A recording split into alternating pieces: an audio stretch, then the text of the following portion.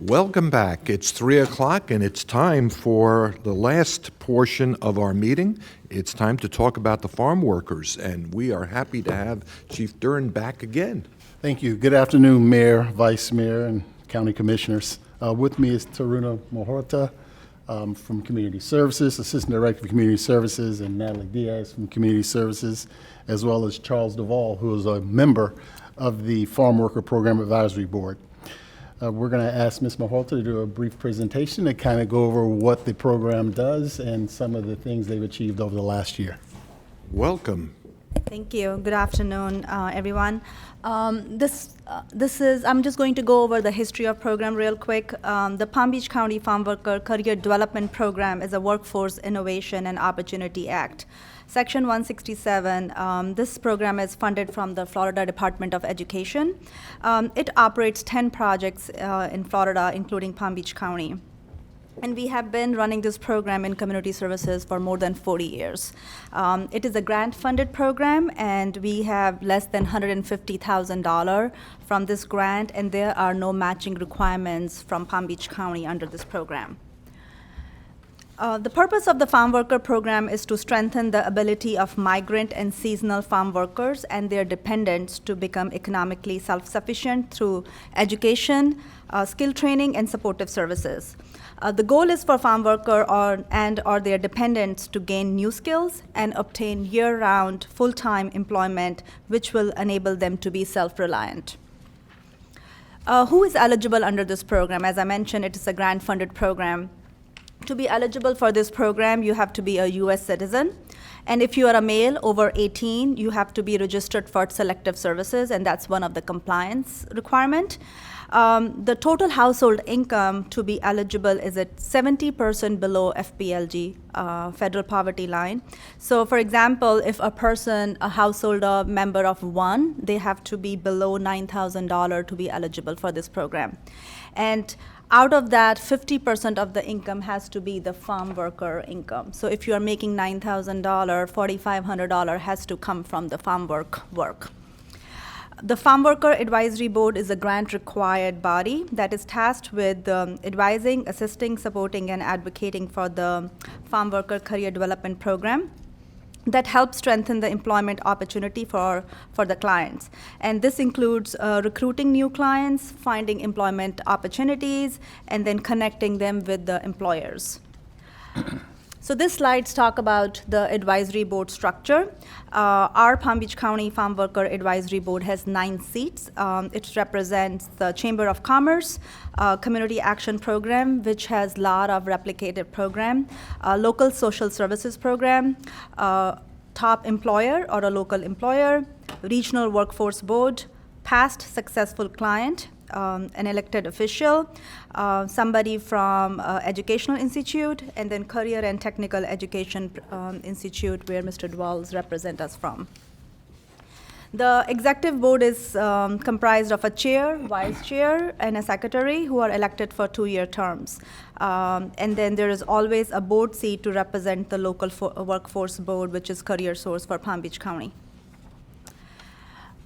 So I'm going to talk about some of the successes in the past year for this program.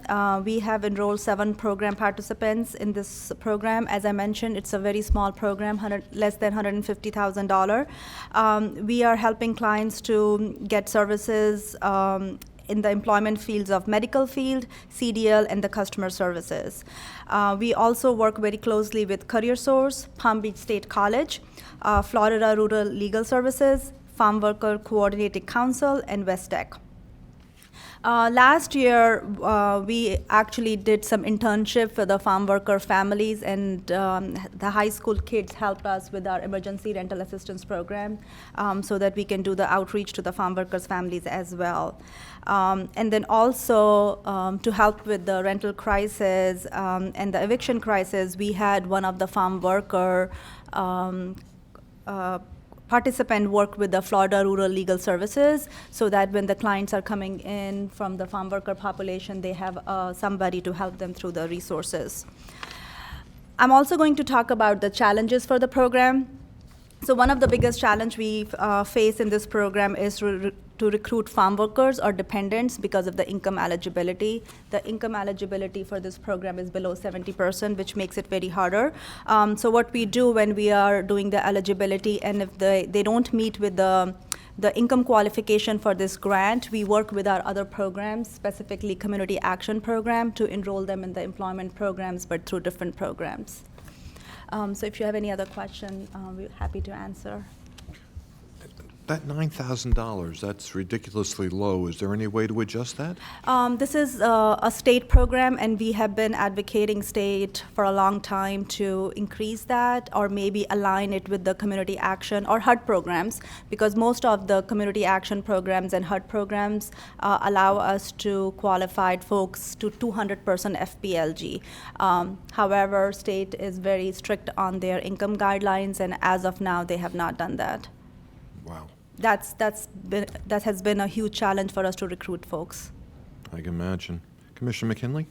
Yeah, I was going to ask along those same lines of questions. When is the last time we made the request to the state, and who's making that request to the state? We work with state very closely. I believe last quarter we had a call with the state director, and we had this conversation with them.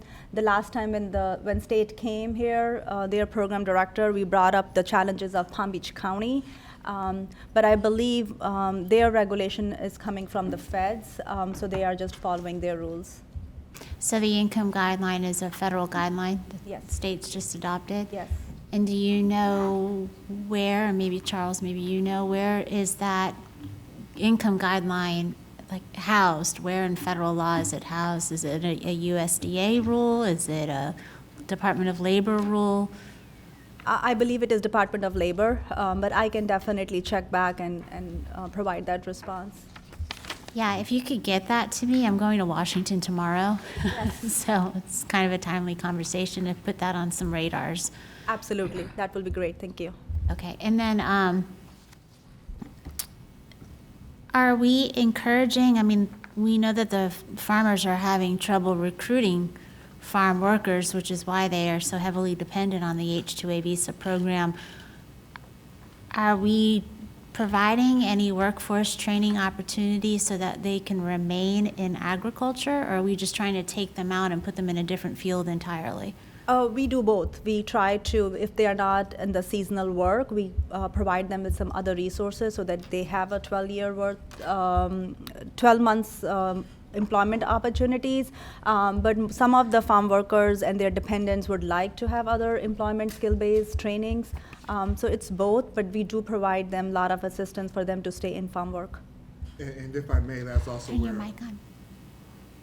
and if I may, that's also where our partnership with the Farm Worker Career Development Program comes in. Not only as a member of the advisory board, but also as Career Source Palm Beach County.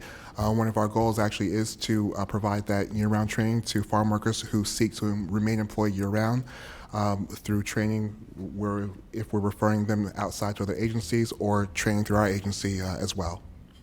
Okay, but you're still held to that 9,000. The most they can make in a season or annually is 9,000? Annually. Really? Yes. The average farm worker at U.S. Sugar makes $55,000. Yes. Yes. So that $9,000 is Yeah, incredibly it's low. 70% below FPLG.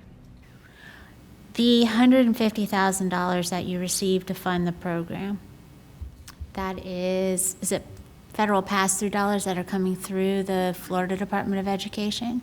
Yes. And are you allowed to use those revenues? Are you allowed to match them with other revenue sources? I don't believe so that you can use that as a matching requirement. These dollars are specifically for the training for farm worker and cannot be used for anything else. No, I don't mean that. If you have a client come in, can you pull dollars from that to provide his training and then pull dollars from other revenue sources? Yes, and we have been doing that because this program only provides the job trainings and stipend program. But you can imagine somebody making $9,000 and below, they need assistance with rent, utilities, food. So we used our other ad valorem programs and then our community action program dollars to help them and get them stable. So that has been our effort to get them stable. Once they are stabilized, then we work with them to get them in jobs and trainings. Okay, so the Everglades Workforce Training Funds, those funds that we received from the state, it was fully funded this year at $1.7 million. It is supposed to be used to provide workforce education programming for residents around Lake Okeechobee. So it goes all the way around to Hendry and Glades County. Those are primarily the 3 counties it's supposed to serve. Those funds become available. Apparently, the state puts it out for RFP. We put a public records request in for those documents months ago and haven't received the information yet. But I believe the last round of funding, it's not working, in my opinion, the way that it was intended to work. And the 2 organizations from Palm Beach County that received that funding, and the last pot that was available, is a career readiness kind of program out of Boca and one out of Royal Palm Beach. They're nonprofits, and I was surprised that it wasn't something like CareerSource that was getting those dollars. And they made the requirement where a person living in Miami could apply for those funds so long as they lived in Palm Beach County at some point during the last 3 years. And that the program is supposed to be doing exactly what it is, what you are doing with those dollars, and they're not doing it that way. But that funding was just approved with the budget. It did not get vetoed. So could we look into seeing if we're ineligible, or if CareerSource is an eligible entity to apply for some of those dollars? They're the same thing. They're used for tuition reimbursement for those types of programs for the client. Okay, we can definitely look into it. Okay. I'm still trying to come to grips with that number, $175 a week. Yes. This is the maximum someone can make to be eligible for the program. That's not even minimum wage. It's not even close. It's like maybe $4.50 an hour, if you're assuming a 40-hour work week, 52 weeks. But is there anything the county has that is going to take care of someone above the $9,000 level? A county administrator? Help me understand this program. It's just mind-boggling. Yeah. You need to put your microphone on. This is more of a federal program. We're implementing it.